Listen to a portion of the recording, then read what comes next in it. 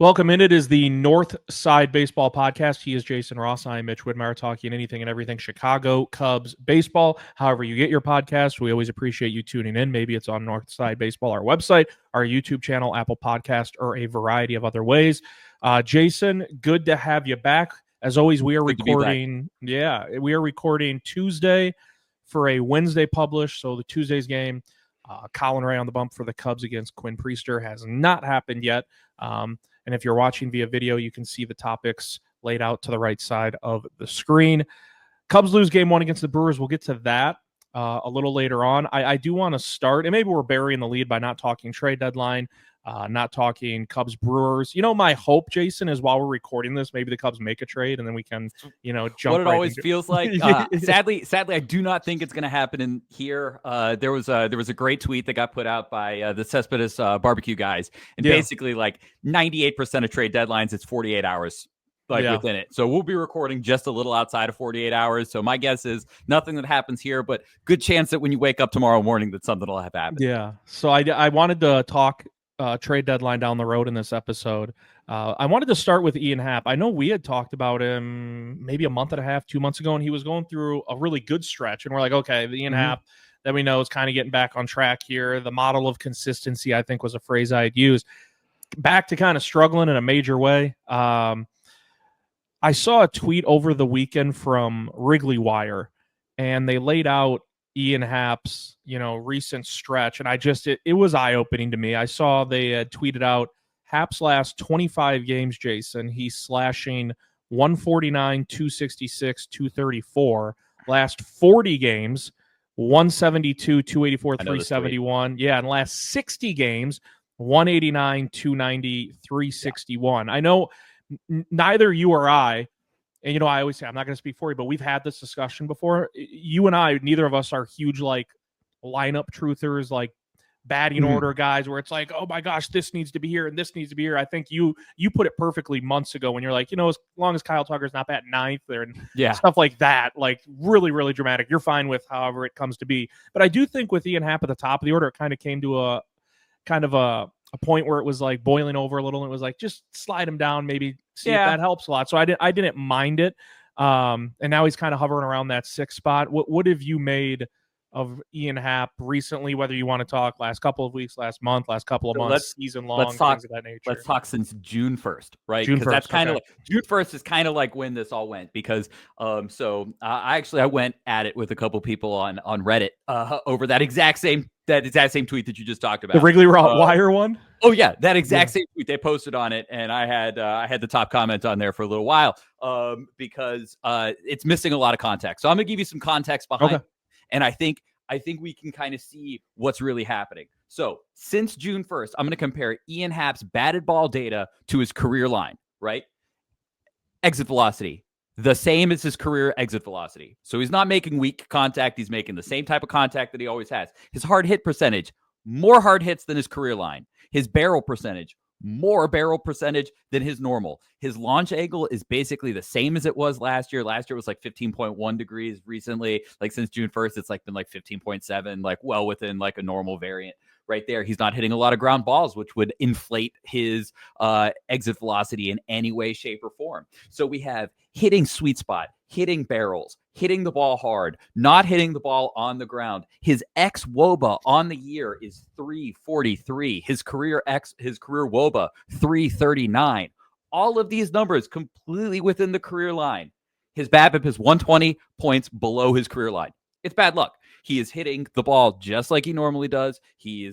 All of his expected data says everything's as normal. It's not like he's pulling the ball a little bit more, and maybe he's gotten a little pull happy right there, and you can kind of point to those things as to maybe why the BABIP's just a little bit too high, but too low, or whatever you want to say about it. But a lot of this is just bad variance. Guys have bad 2 months, even though they're not swinging the ball bad. When we look at xWOBA, the idea when it stabilizes, so we get out of random chances about 70 events. That's over. Then this is data that I looked up 4 days ago. So add a few more events to it, but he was already at 124 events. So he's well over the xWOBA stabilization. And, we're it's just bad luck, I think. And you know, we tend to see the fly outs, the ground outs, the whatever. You see the slash line on that tweet and you go, man, he's been terrible. But then you go under the hood and you go, well, he's making the same kind of contact he always has. He's not doing anything weird. It's not like he's like, you know, if we looked at it and his barrel percentage was super low, then yeah, he's not making good contact with the baseball, but he's making better barrel contact. He's making more hard hits. And these are all signs that you would say, look, he should be fine, but his BABIP is like blatantly low. At one point, like after June 1st, it was like the lowest in the league. And that doesn't get supported with the way he's hitting the ball. And I know that's like, it's really hard when we say things like bad luck or good luck or anything like that. But sometimes like it happens for 2 months. Like you hit the ball well, the ball doesn't land. It happens. I mean, we've seen it the opposite way where, you know, and I think maybe we can talk about that a little bit later as well. But I've got some interesting data when we get down to the Cubs and the Brewers, and that I'm not gonna bring it up yet. We'll wait for it later. But I really think Ian Happ is kind of getting bad luck. And, you know, the one thing I've just kind of noticed through social media and everything, and, you know, this isn't at anybody in particular, but Ian Happ tends to be kind of like Dansby Swanson. He's an easy target for people, kind of has been for years. And he's been, you know, up until this point, the 13th best outfielder in baseball based on FWAR since 2022. He's a great player. I think we got to give him some slack. I think, you know, if, you know, pull him down to the 6th spot, I don't have any problem with that. But, you know, beyond that, I think if he just keeps doing what he's doing, he's going to be fine. But he's kind of snake bitten right now. And, you know, when guys get snake bitten, then you do see changes, right? You see guys who try to pull too much. They try to hit too many home runs. They kind of hit their way out of it.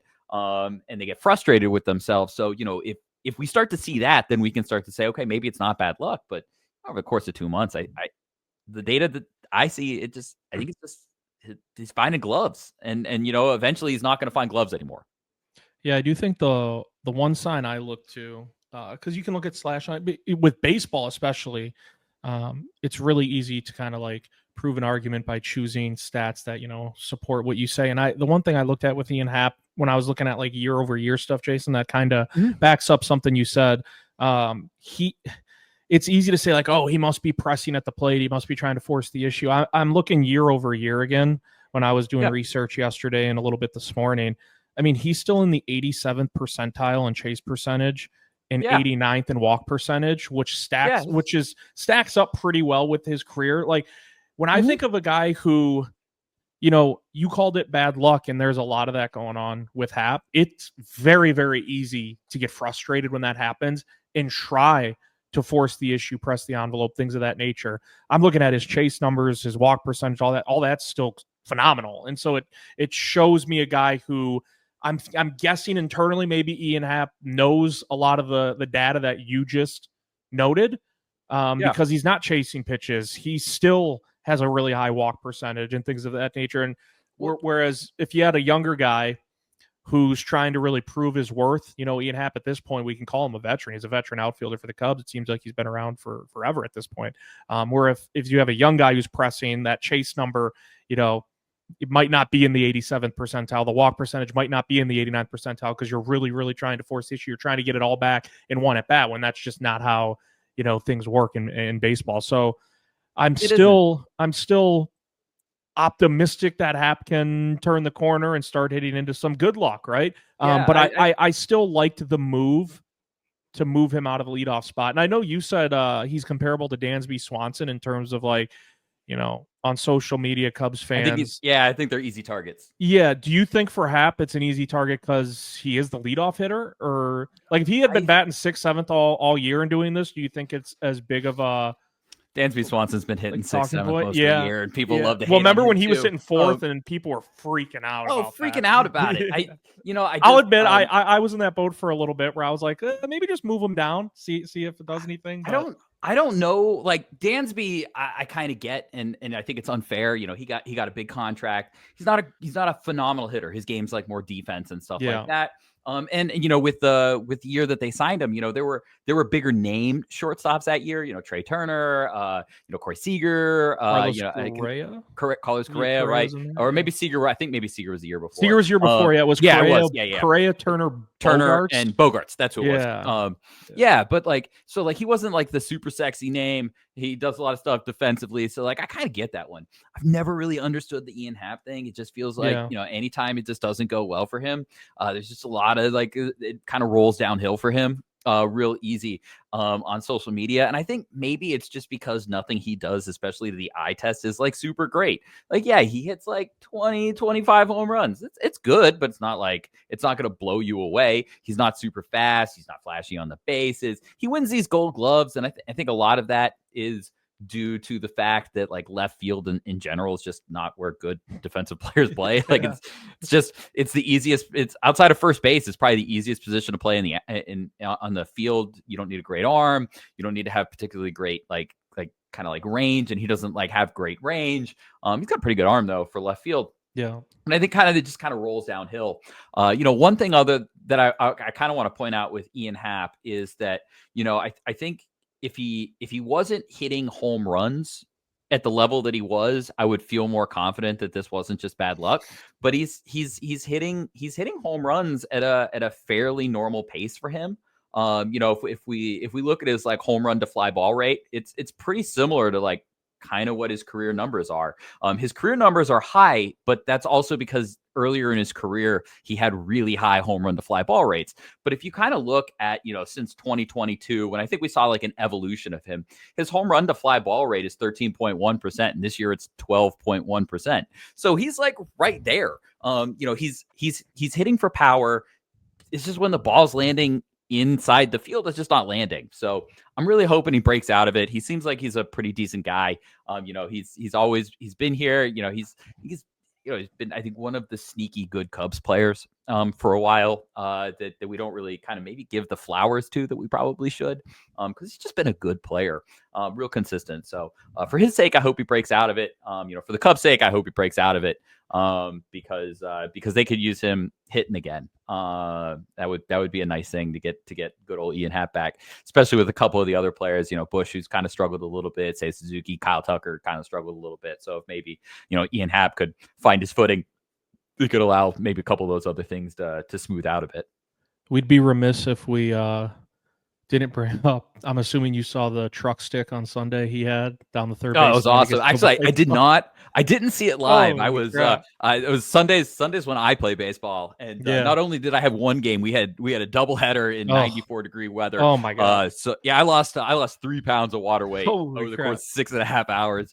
It was a brutal day. I could barely move yesterday. My brain was mush. It was Sunday was a long day, but I did see the highlight of that one after the day when I was checking the score on that, which was awesome. And exactly the right play, right? That's what you got to do on that play. Yeah, as soon as it happened, I was like, "What is this umpire about to call?" Like, because it was really kind of a bizarre play. You don't see it too often. No, you especially don't going back towards third base and not coming home. So that was pretty cool. Want to pivot to someone who really, really appears to be figuring it out. At least I think so. Cade Horton, 4 starts in July.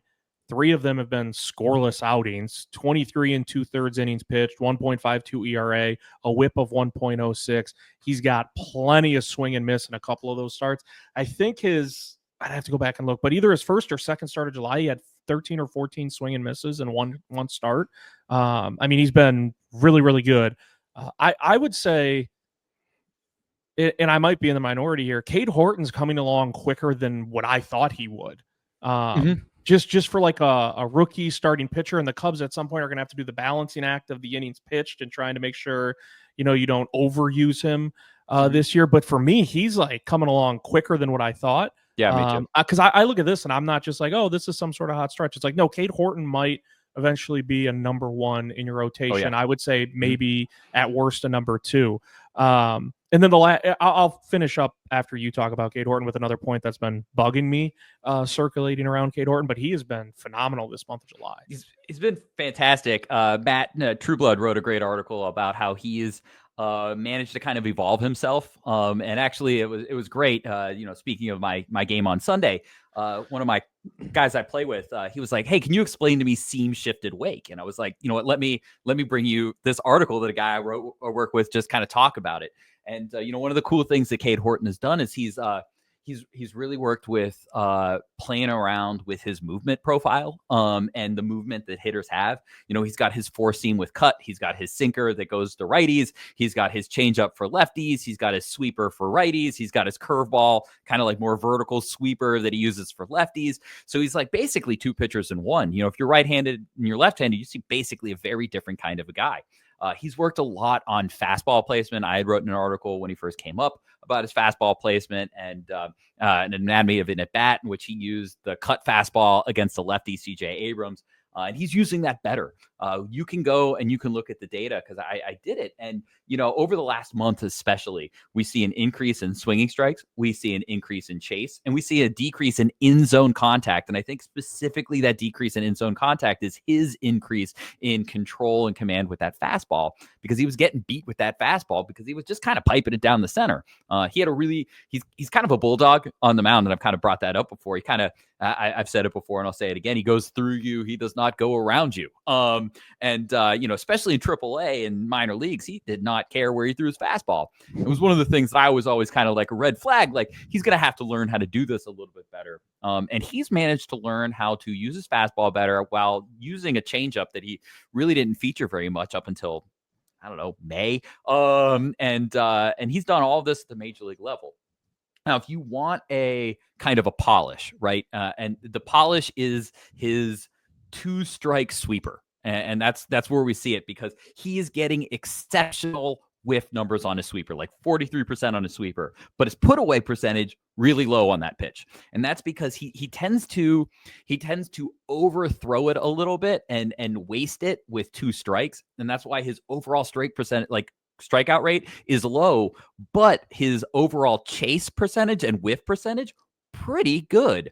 So he tends to not overthrow it, and he tends to get good whiff early in the count. But then when it comes to these two strike counts, he's not putting guys away with it. So, I think we made a lot of progress with fastball shape. We've made a lot of progress with fastball command. We've made a lot of progress with changeup. Once you make that added progress on making that sweeper look swingable, but not letting guys hit it, you make that little tweak, right? Just that little tweak with two strikes. This is a guy who can absolutely anchor a rotation. I think he's fantastic. He's got everything that you could want at this point. He's got, multiple plus pitches. The sweeper is disgusting. He just needs to locate it just that, like, the little bit better when it's a put away pitch. And once he gets there, I love the guy. I think he's one of my favorite pitching prospects that I've seen come through the organization in a long time. I will say, I try to get my wins in and take my losses. But one of the wins I had is I loved him on draft day. I really did. I love that draft pick. I know a lot of people didn't. The second I did some legwork into it, I saw what the Cubs saw and like what you could see here. And I think they've done a great job working with them. Big Cade Horton fan. I had said there's one thing that's bugging me circulating around Cade Horton. It's not Cade Horton. I'm wondering, I haven't seen you do this. I don't think anyone at Northside do this. I hope not. I'm sick of seeing people, when they're bringing up trade ideas for the Cubs, having ones with Cade Horton in it. It's driving me nuts. And I've seen it. I think all of them that I've seen, Jason, are either where the Cubs are getting Mackenzie Gore, Washington, or Joe Ryan. I've seen a couple of those. And the thing that's baffling to me is when I'm scrolling, through the timeline or on Reddit, and I'm seeing trade ideas come up.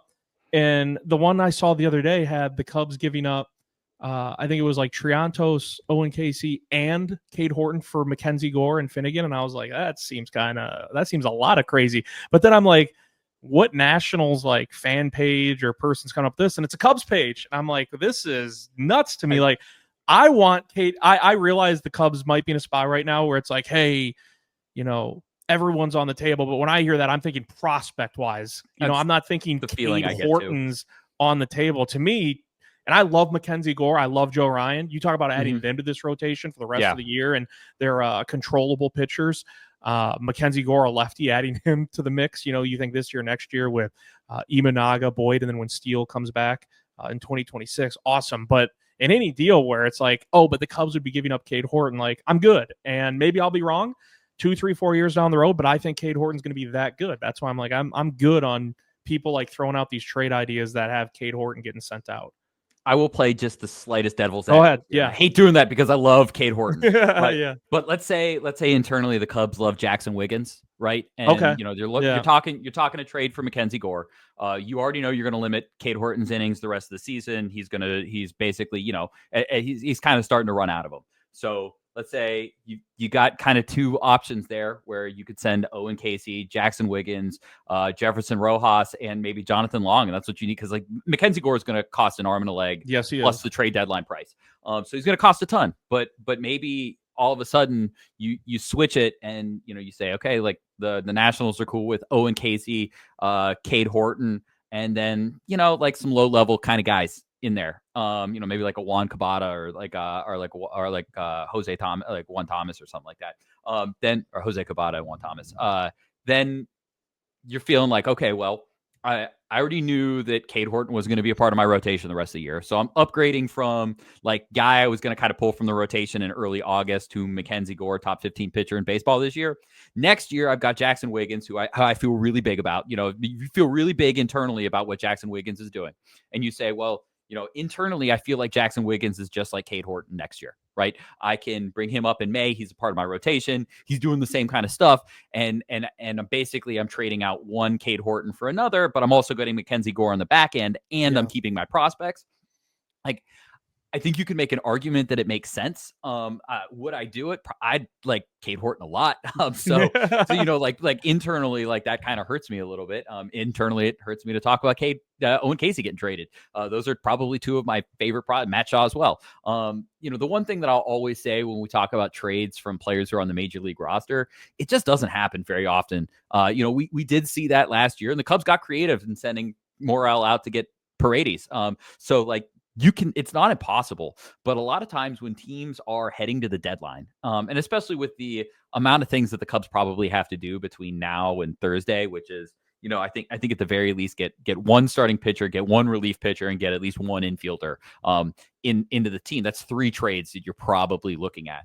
That it would be very difficult, I think, for them to get super creative and take a major league roster player and send them out, while also trying to add in probably another trade, because even if you're taking Cade Horton out of the rotation, you were probably going to put him in the bullpen. So now, if you do that, then you probably have to get like another reliever. So you already needed one reliever, and now you need kind of probably 2 relievers. That's just an extra trade. So I think the Matt Shaw, Cade Horton trades are probably unlikely. I don't think they're impossible. I think maybe realm of possibility, like, yeah, they exist, but I get the feeling just from like, when you look at trade deadlines, teams just do not trade from their major league roster to get major league roster players. It's kind of if you're a buyer. Yeah. If you're a buyer, you don't really do that. You don't really do that in July. You just don't have enough time for it. So I think that it probably won't happen. I would put it as a pretty unlikely event. But I guess, like I said, like I could devil's advocate my way into seeing how you could get there. That's fair.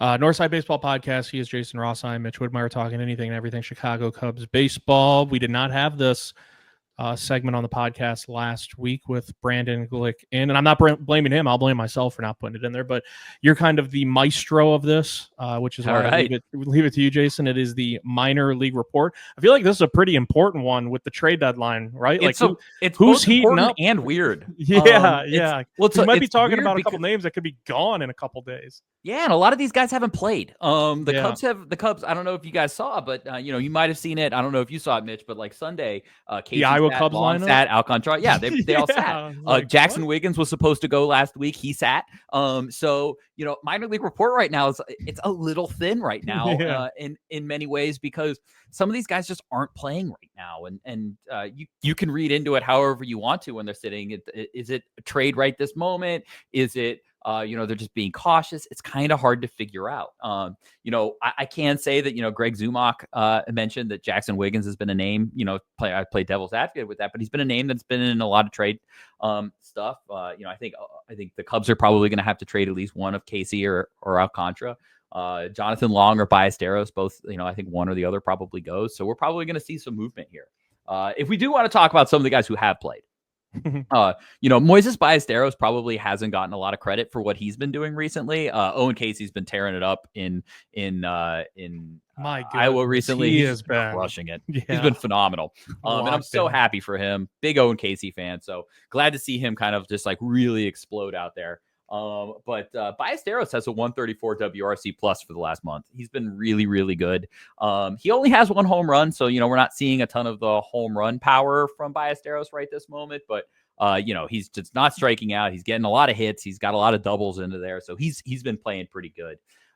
We did have two big promotions recently in terms of prospect world. Jefferson Rojas, who, I think you're probably ranking him anywhere between like by the end of the season, like it's a pretty good chance he's the number one prospect. It's either like, if Casey and Wiggins go, like probably de facto number one. If one of Casey or Wiggins goes, you probably have an argument as to who's number one. But Rojas has been great down in South Bend. He did get bumped up to Knoxville AA. We're looking at 43 plate appearances, so not a ton yet. 67 WRC plus, not really knocking the socks off the baseball, but also not striking out a bunch. Has pretty normal walk rates for him too. So he's settling in with his approach. He's got a couple doubles. I wouldn't really worry about the overall line right now. We just kind of want to see that progress. And if August and September comes and he's crushing the baseball, I think he's got a real legitimate argument to be a top 50 prospect in baseball. He's a shortstop. I don't necessarily know if he's going to stick at shortstop, but he's got more than enough bat to play third base. He's got more than enough defensive ability to probably play third base or second base if he kind of grows out of shortstop. He's a good one. Ryan Gallagher also got the bump with him. We've talked a little bit about Ryan Gallagher. Decent chance by the end of this week, he's your number one pitching prospect in the organization, or arguable best pitching prospect up there with maybe Brandon Birdsell, who's now back at AAA. Talk about him here in a minute. But Gallagher has been up to AA. He's got 11 innings.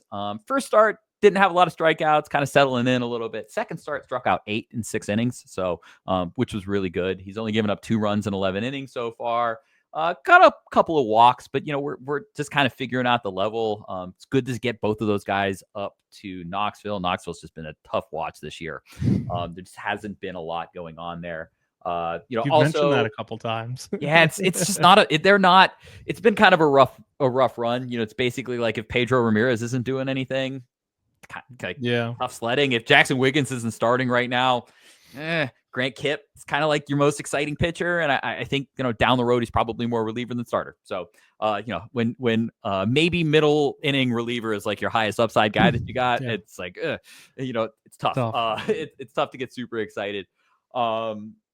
Kind of bring it back with a couple of outfielders down in South Bend. Carter Trice and Ivan Brettauer have talked about great things that they've been doing. Been bad months for them, basically since like mid-June. Both of them have really been struggling. Carter Trice down to a 69 WRC plus since then. Ivan Brettauer, 55 WRC plus. Oof. Strikeouts are kind of going up. Rough times. You can. I wouldn't raise the panic flag on any of these guys yet. Minor leaguers take 2 steps forward, take 1 step back. Good reminder when we talk prospects is that development just isn't linear. We love to be like just like kind of like a straight line up where, once you start building, it's just like to the moon, but it doesn't work that way. I think Owen Casey is a great example of that.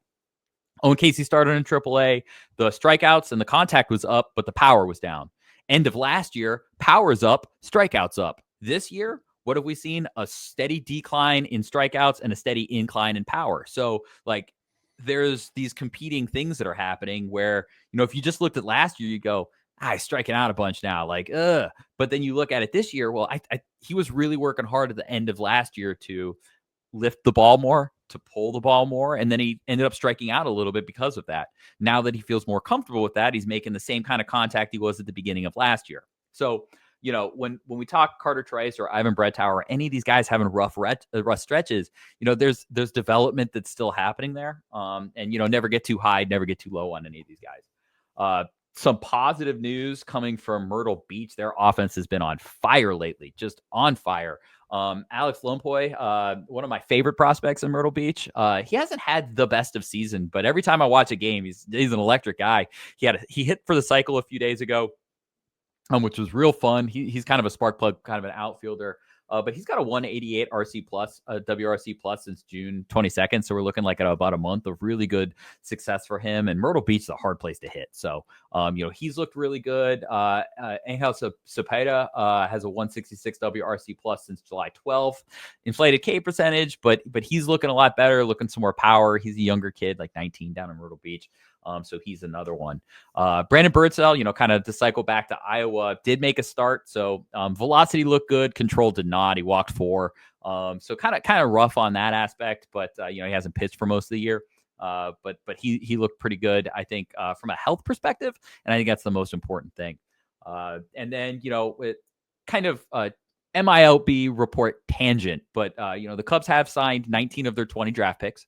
So we'll probably start to see a bunch of these kids maybe start popping up here. I haven't gotten to talk a lot about the draft on here, but kind of figured I'd throw it into the minor league report as well. So Cubs signed 19 of their 20 kids. Only one they didn't sign was their 19th round pick. He is a big Alabama recruit. He was kind of just a Hail Mary, like in case something happened with their top prospects. We're not going to see the number 1 pick, Ethan Conrad, this year. Cubs have already said that they're going to let him rehab his shoulder. But if you want some excitement from him, his batted ball data in the ACC for the part of the year when he was healthy this year kind of matches up with Cam Smith, like pretty much 1 for 1. Now he didn't get really deep into ACC play, so if you want a pause, he didn't really see a lot of ACC opponents, but in the time he did have, he was crushing the baseball, and he can play center field, so really kind of excited there.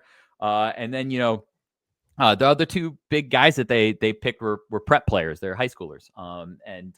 And guy that I will be following and I recommend everybody follows is their 6th round pick. He's an outfielder. His name is Josiah Hartshorn. I love this kid already. He's a switch pitcher, switch hitter. And he's not going to pitch with the Cubs, but if you kind of want to know his mentality, this is my favorite part about him is throughout the years, he didn't switch hit a bunch. What he did is because he would hurt either one or the other of his pitching elbow, and then he didn't want to sit, so he would just hit the way that the elbow didn't hurt. So if he had hurt his left elbow, he was swinging one way. If he hurt his right elbow, he'd swing the other. And you just tell that's the kind of guy that mentality. I love that mentality. The Cubs gave him $2 million, which is huge overslot for a 6th round pick. So they love him. He was their second highest bonus, which even beat their 2nd round pick, Kane Kepley, who got just a little underslot at 1.6 something. And he got more than that. So if you want to be excited about somebody, keep your eye on Josiah Hartshorn next year. We probably won't see much of him this year. My guess is he goes to Arizona. He works on kind of just getting healthy again, and getting ready for it. But the Cubs giving him $2 million tells you how excited they are. So, I know we're going to lose some of these guys that we've been talking about all year, but Ethan Conrad, Caleb Wing, Josiah Hartshorn, Kane Kepley, Dominic Reed, these are names to kind of back pocket because, we might see a couple of them pop up. Kepley, spark plug outfielder from UNC. He's probably going to go straight to South Bend. We're going to see a couple of these guys pop up here in the next couple of weeks, but, next year is going to be the year they really take off. So it's going to be sad to say goodbye to maybe Kevin Alcantara, Owen Casey, Moises Ballesteros, Jonathan Long, but there's another crop coming, and the Cubs have done a good job drafting. So even if it starts to feel like, minor league report gets a little bit thin on some of the really excited names over the next couple of weeks, give it until April because we'll find a few more. 100%. Northside Baseball Podcast, Jason Ross, Mitch Whitmire here with you, talking anything, everything Cubs baseball. I like, we're going to finish up talking Cubs Brewers and then Cubs trade deadline. And the reason I like topics like this is you and I don't do a deep dive into what angle we're going to take when we have such broad subjects, which I actually like, because I will intently listen to what you're going to say because I don't know what you're going to say because we didn't, map it out beforehand. Same thing with me. Like when we do, hey, is Cade Horton figuring it out? It's like, yeah, he's figuring it out. And we kind of know the data points we're going to go to. But we don't discuss beforehand. Cubs Brewers, I think when I messaged it to you, I just said Cubs Brewers chatter. It was like, so those are, it's like, you can go this way, I go that way. It just doesn't matter.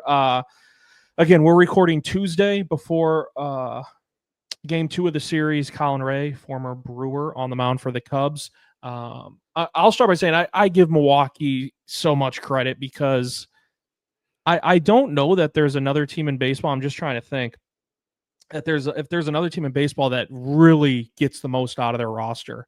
Like if you look at this lineup and you tell me, hey, do the Brewers have the best record in baseball or the second best or something like that? It's like them or Toronto. It's somewhere right Toronto, around Toronto Cubs and the Brewers have basically been bouncing off the wall from each other over the last week. But again, like if you look at like the Cubs roster or the Dodgers roster, and there's still a couple months to go. There's a long way to go, but I don't think Milwaukee's going away this year. I certainly don't think that. And I look at their roster. I had a buddy text me yesterday. He said, who is Isaac Collins? I was like, he's a Brewer. Like he's just one of these Brewer guys that you don't hear about nationally. You don't hear about if you're really outside the pocket of, following an NL Central team or following the Brewers even more specifically. So I wanted to start by actually giving them a lot of credit because it seems like year in and year out, they get the most out of their Caleb Durbins, Blake Perkins, Isaac Collins, guys like that. You said Caleb Durbin. He's actually the Fangraphs page I have pulled up right now. Really? Yeah. It's just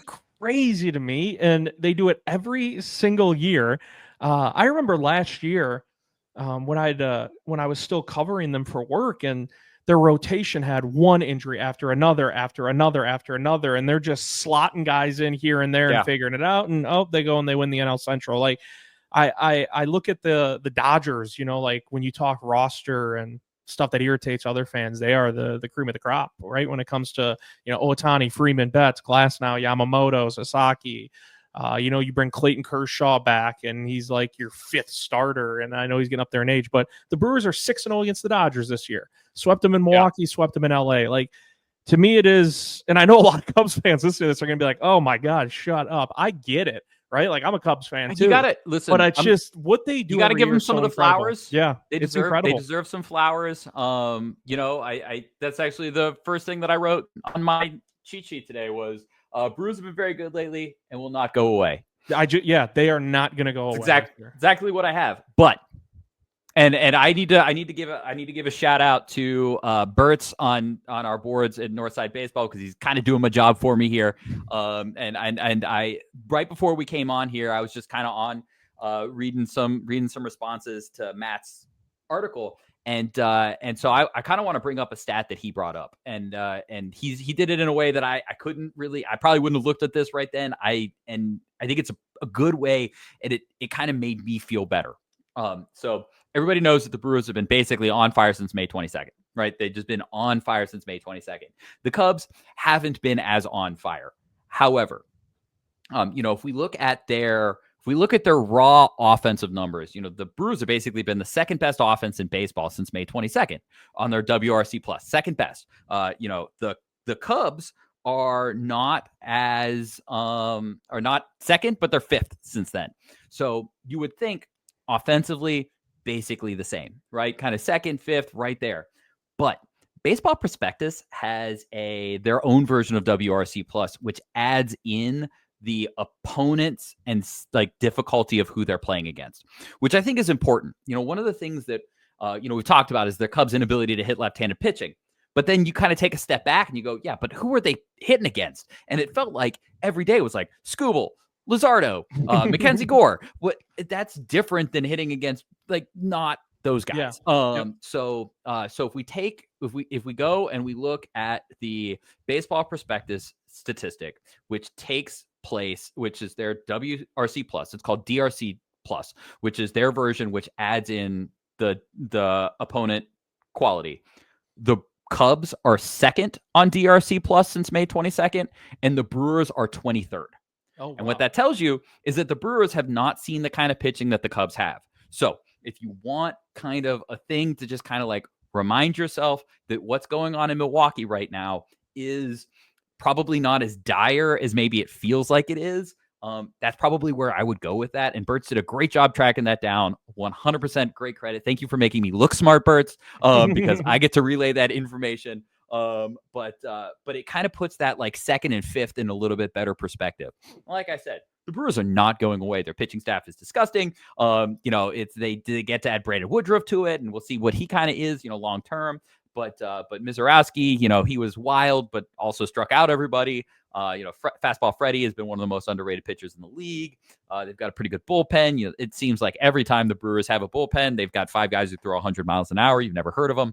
They're all 29 years old. It's their first year. That's just what the Brewers do. Or they have some 33-year-old rookie who throws 86 miles an hour in sidearm. He's really good too. They have these weird guys. So the Brewers are not going away.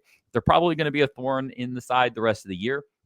At the same time, this is their peak, right? This is the best. This is probably their high water mark in terms of like everything going right. And I'm not trying to say it's their high water mark of winning the division or record or anything like that, but like they probably aren't going to go 22-8 in the next 30 again. Like that's a pretty impossible number. And if the Brewers do that, I don't even think it's the Cubs' fault if they don't win the division. If the Brewers go 22-8 and 22-8 again, I mean, God, that's impossible to keep up with. Yeah. It's impossible. Like you could be really good and not keep up with that.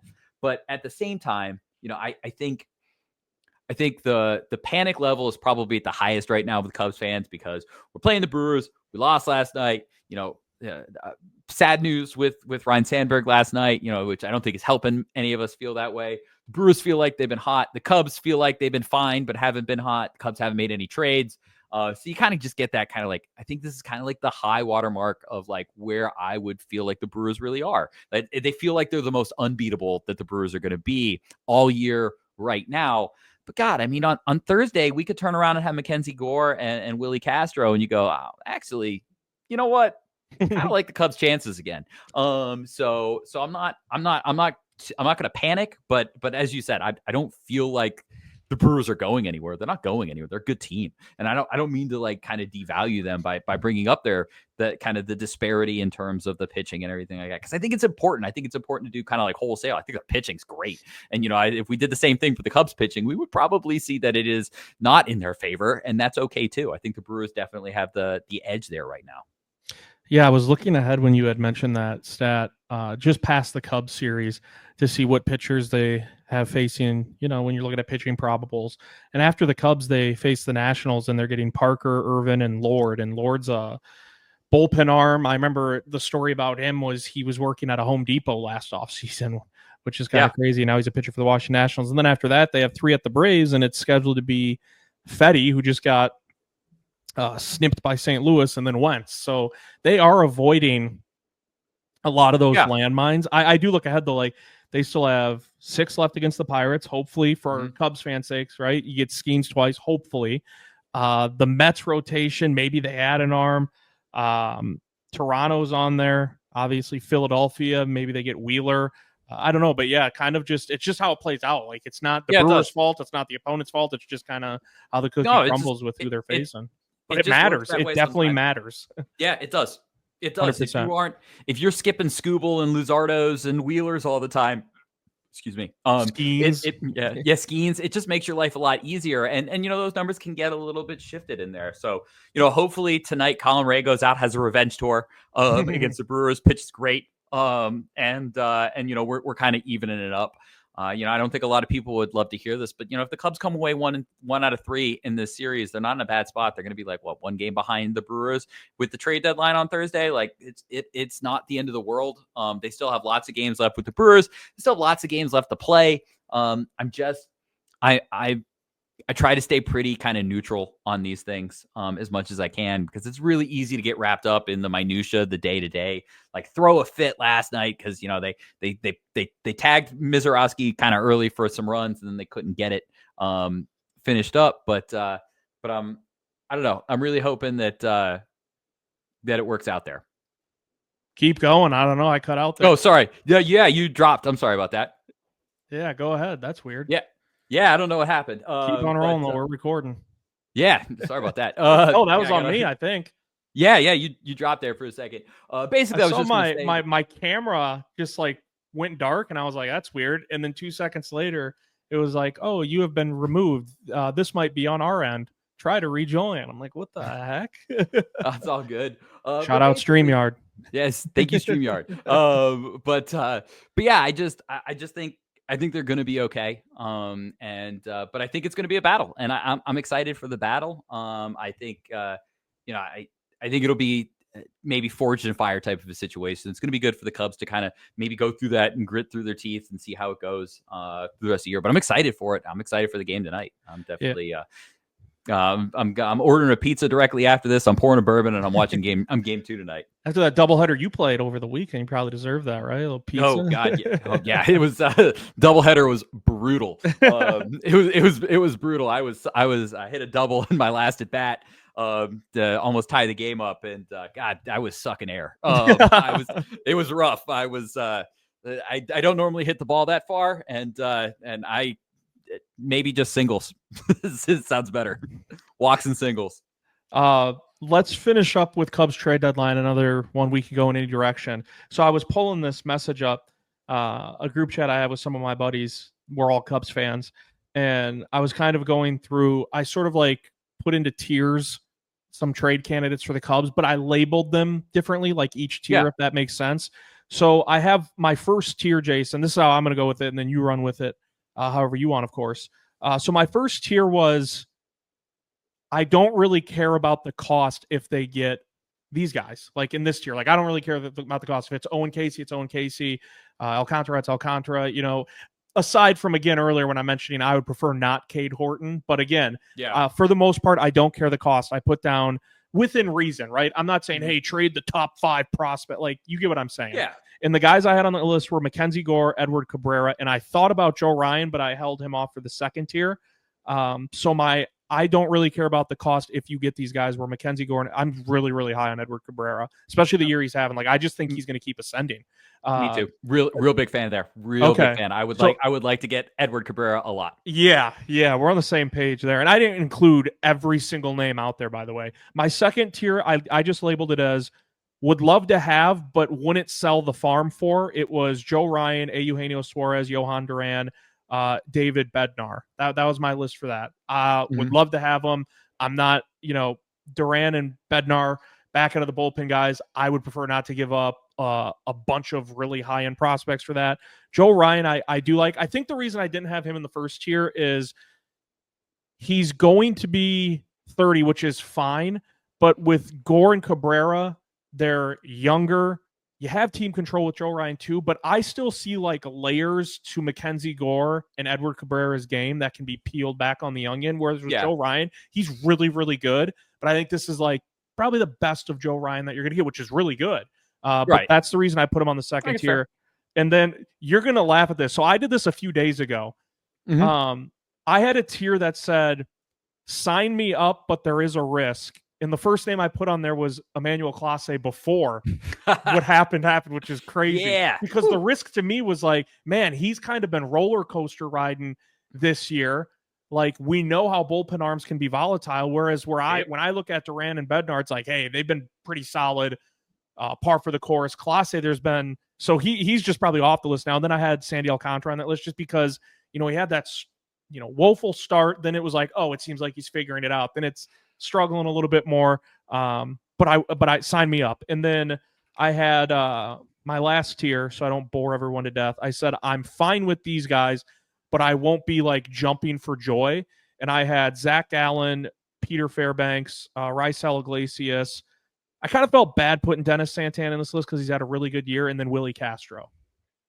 So again, I didn't list everyone. Like, I didn't have, Severino, Dylan Cease, Charlie Morton, Merrill Kelly, guys like that. But I just put certain guys into tiers. And my top one is, I pretty much don't care about the cost within reason. And it was Mackenzie Gore and Edward Cabrera. Like, those are, to me, those are guys that are, you add either of those arms to this rotation, this team for a postseason run, I'm all of a sudden feeling really, really, really good about where the Cubs are at. And I know the last thing I'll say, we think the Cubs and the Brewers are going to, duke it out for the NL Central.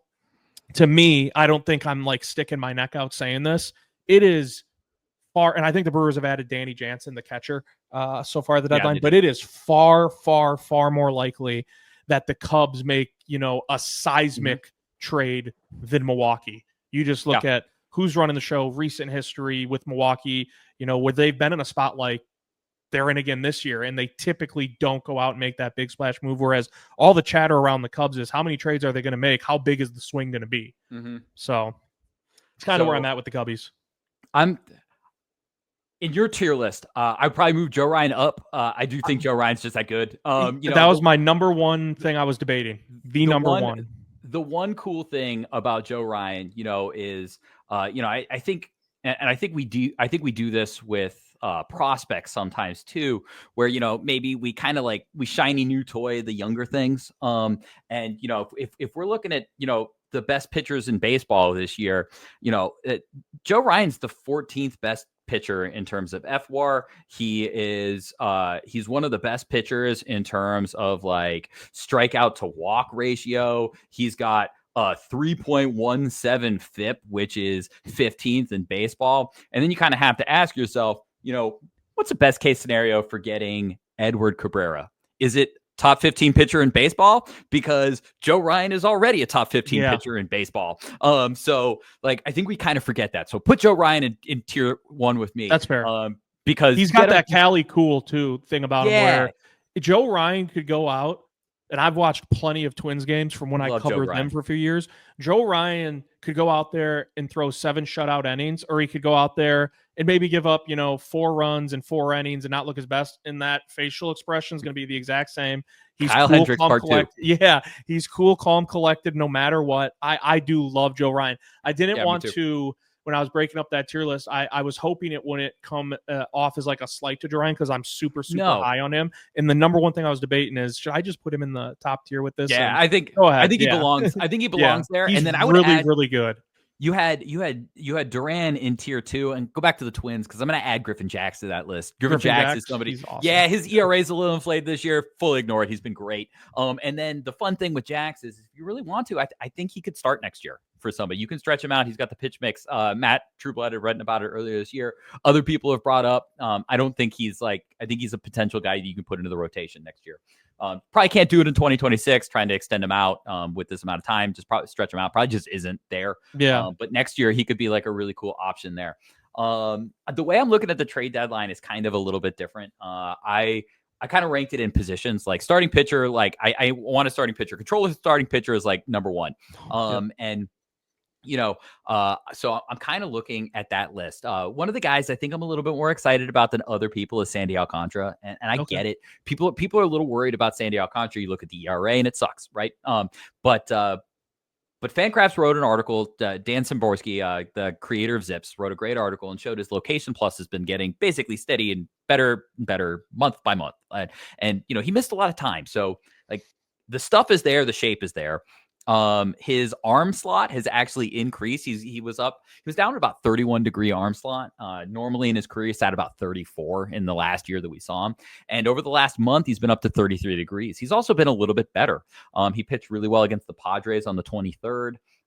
So he got a decent amount of whiffs, 12 swings and misses, didn't really walk anybody, went 7 strong.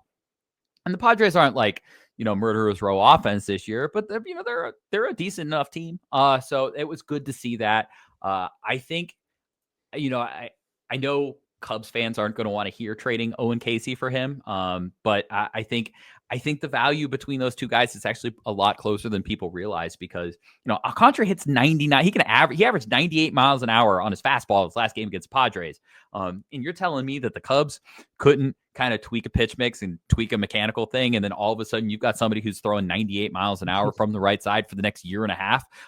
Maybe he's not the Cy Young guy he used to be, but even if he's a number 2 starting pitcher for a year and a half, and you trade Owen Casey, who I like a lot, but he's got red flags with the whiff and the contact, and potentially he's not going to add anything on the bases. How good is he really? Type of a thing. You get Sandy Alcantara from mostly Owen Casey, I think you're coming away with a win there. So I know people don't want to hear that. They kind of think that Owen Casey and that's all you need to get Mackenzie Gore, but that's probably not realistic. When I think of trades, if you're creating a trade in your mind or you're putting it out on the internet and it doesn't hurt to type it out, you probably don't have a realistic trade. And does it hurt to type out Owen Casey plus something for Sandy Alcantara? Yeah, that's why I think it's realistic. If you get to a point where you're like, well, I'll give them Jonathan Long and Christian Franklin, and you're like, that's easy. They don't want that, right? I would love if they took Jonathan Long and Christian Franklin and that was it. They're probably not. So controllable starting pitcher is like my tier one. Like you got to have it. Like I need a starting pitcher I have next year. And whether that's Mackenzie Gore or Sandy Alcantara, Joe Ryan, Mitch Keller, a little less excited about. Fangraphs did write an article today that was a little less exciting on him. I know there are people who kind of believe like there's this like next level of like Mitch Keller, but he's 29. I know the Pirates are the Pirates, but like they do pretty good with pitching. So, it's not like we're getting him out of like a poor organization. Like, oh, like he's pitching pretty good with the Rockies, but the Rockies don't even know how to develop anybody. So you get him out of, Coors Field, you put him in Wrigley Field, you give him Tyler Zombro, and all of a sudden you've got like a number two. I don't really see it with Mitch Keller. I think he's a fine pitcher. His contract's pretty good, but I'm not the biggest fan. So controllable starting pitching, number one. Number two would be at this point, I think versatile third baseman. I don't know if you saw it, but the price on Eugenio Suarez right now is just insane. It's insane. They were asking a disaster on Monday too. Him getting hit by a pitch in the hand. He's fine. He's fine. I said avoided a disaster. Yeah, avoided. Yeah, but they were asking from Seattle 2 top 100 prospects. And to put that in context, for a rental. For a rental bat has not been traded for a top 100 prospect since before COVID. So like it doesn't happen, and they want two. I don't know. They're gonna have to get realistic. I get that he's having a great season, and that there aren't a lot of rental bats as good as Eugenio Suarez all the time. But that's not jiving with reality. I would much rather kind of go with a Willie Castro. I like Willie Castro a lot. And one of the things with Suarez as well is Matt Shaw's made a lot of progress at the plate. He struck out a couple times last night. Happens. It was a tough night for everybody. But he's made a lot of progress. I love the mechanical changes. He's hitting the ball hard. He's pulling it. But if you get Suarez, you kind of get in a weird spot where you might not have the versatility that you kind of always want. I think Willie Castro gives you a lot of that. He can play the outfield. He can play some first base. He can play some second base. He can play some third base. Eugenio Suarez plays third base. And I guess you could move Matt Shaw to like shortstop and second base there a bit. But Suarez isn't a great defensive player either. I do think the Cubs love their defense, which is, I know a lot of people like the Suarez thing. I'm a little bit less excited about it than others. Past third base, second starting pitcher or relief pitcher. And then kind of fourth would be the opposite of whatever the third is. And so, if it's like, Sandy Alcantara, Charlie Morton, then, for the third one, you get an okay reliever, right? But if that third Charlie one, Morton has had like a rejuvenation. I thought he was close to a month and a half into the year. I was like in his 40s, getting rocked. Horrible. They even moved him to the bullpen for a couple of appearances, and then back to the rotation, and he's been great. He's been great. His velocity's back up. His control's better. I wrote an article on it maybe 2-3 weeks ago on Charlie Morton. But yeah, he figured out his location. He couldn't get to his curveball. And his fastball is not good enough. Even at 95 miles an hour, his fastball is just not a great pitch. Fastball is just really in general. If all you have is the fastball, it's kind of a hard time for you. It's just not a great whiff pitch. But his curveball is, and he wasn't getting to it enough, and he was paying for it. He fixed his location. Charlie Morton's back. He's 41 and still awesome. I do like Mike Soroka. I will say last 2 starts, velocity way down, like 3 miles an hour down. Not good. I'm hoping that maybe it's kind of like I don't want to hurt myself, so I'm kind of taking a bit off of it type of a thing. But from an outside point of view, I don't know what the answer is, and I don't like to see that. Like, it's way down. So I was a big Mike Soroka guy, wrote an article 2 weeks ago, literally the start afterwards, his velocity tanks. So thanks, Mike. Making me look real smart out there. So another starting pitcher or reliever. So I would say you need 3 of those things. 4 is like kind of like where I'd feel really comfortable, is to just kind of get those 4. So that's kind of where I'm at. I really want that controllable starting pitcher. Yep. That's really where I'm targeting. The one thing that I'll say about the Cubs is that they tend to be creative when solutions kind of present themselves. Last deadline, they didn't really look like buyers necessarily, and they traded their starting third baseman, Charlie, for Isaac Paredes. They traded Chris Morel. They traded Ty Johnson, who actually might be the best player in the whole trade, and Hunter Biggie. And they got Paredes, and they took Paredes and then immediately basically flipped him to the one team that probably valued him the most, to get Kyle Tucker. And Cam Smith went in that trade as well. But they're pretty creative in terms of like making these like kind of deals happen. Last year at the end of the deadline, they tried to get Logan O'Hoppe from the Angels. They are a creative team. There was some rumors that they were trying to get like a 3-team trade done with Garrett Crochet. It probably didn't go very far, but it was still out there. Yeah. So what I would say is that, I kind of expect at least one trade to happen between, the end of this recording and the end of the trade deadline on Thursday, where you go, what?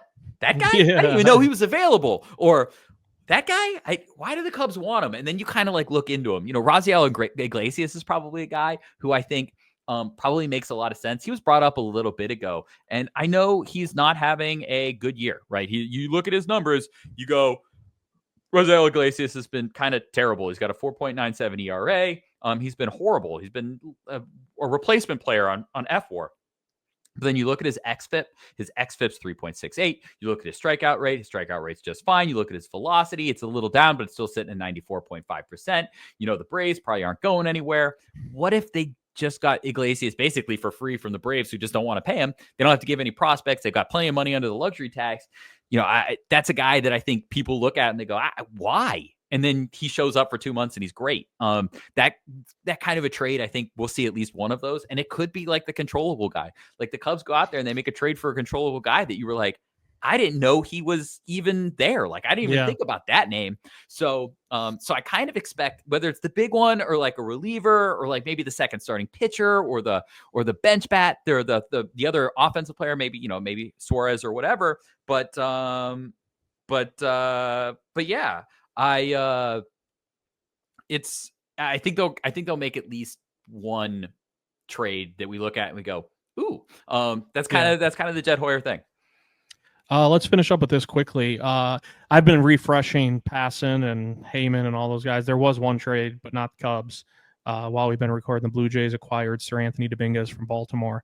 He was a name that had gotten popped up with the Cubs. Yeah, last thing I want to finish up with, because I don't know if you saw this, the Cubs had tweeted out 10 minutes ago, Chris Flexen DFA'd. Cubs recall Gavin Hollowell. And Chris Flexen, first 12 appearances, I think it was 12. I'll have to go back and look, but it was either 11 or 12. His first 11 or 12 appearances with the Cubs didn't allow an earned run. And the last 5 have not been the same story. And the long ball has been a big issue. I think he's... Yeah. I want to pull this up unless you are. I'm pretty sure his last 5 appearances with the Cubs, not only did he give up at least 1 run in all of them, he gave up at least 1 home run in each of those appearances. So it was kind of starting to come off the tracks. And what was it? Was it 4 or 5 appearances? 5. Yeah, he's given up 6 home runs in his last 14 innings. Yeah, it was becoming a bit of a problem. Not shocked to see it, I guess. Yeah. His strikeout rate was 12.4. It's like the lowest in the league. You can't strike out nobody and get away with it. And he was a cool story, but the one thing that I will say about this, right? So Chris Flexen turned into a pumpkin, kind of the way that I kind of expected him to be originally. But if you want to win 90 to 95 games, Jed Hoyer's kind of talked about this. I think he talked about it like in the high end, like your best players sometimes have to have like a somewhat unexpected season. Like we all thought Pete Crow Armstrong was a good player. We didn't expect maybe like in MVP race Pete Crow Armstrong season, right? It's kind of that. But I think you also need some of these like bit players to come in and give you 15 innings like out of nowhere. Drew Pomeranz kind of, having a little bit of struggles too. But you need these like Pomeranzes and these Flexens to give you like 20 or 30 innings out of nowhere that just like kind of like float you along in those like those summer months, right? You need a Chris Flexen to come in here. So, I think the story on Chris Flexen is more than just like he got DFA'd, he had 6 bad outings, he turned back into a pumpkin. It's that, when the Cubs were kind of hurting with all their starting pitching out, from May until June 27th, the guy had given up 2 earned runs in his first 28 innings. And where are the Cubs without those 28 innings? I don't know, because he pitched in in a couple of extra inning games that they ended up going on to win. He held teams in good places. So I am glad to say I put out a tweet on Blue Sky. I guess they're calling it a skeet. I don't even know what they're calling him. But I put something out on Blue Sky about, like, I didn't think it was going to go well. And I was wrong about that. And, those 28 innings that Chris gave before the bad 14, they matter. They're important. So, we aren't where we are without Chris Flexen. So at the end of the season, wherever the Cubs are, those 28 innings matter. I think he had a good season, even if it didn't work out for the Cubs. I hope he catches on somewhere. He seems like he's a good guy.